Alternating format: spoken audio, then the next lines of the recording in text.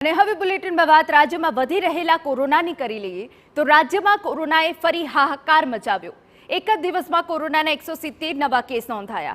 અત્યાર સુધી કુલ 717 કેસ નોંધાયા। કોરોનાના 23 દર્દી હોસ્પિટલમાં સારવાર હેઠળ, 694 દર્દી હોમ આઇસોલેશનમાં છે। 68 દર્દીને હોસ્પિટલમાંથી ડિસ્ચાર્જ કરી દેવાયા છે।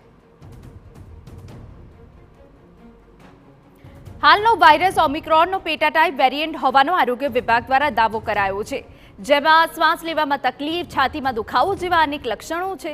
નાગરિકોને પણ સાવચેતી રાખવાની અપીલ કરાઈ છે। તો 68 દર્દીઓને હોસ્પિટલમાંથી ડિસ્ચાર્જ કરી દેવાયા છે।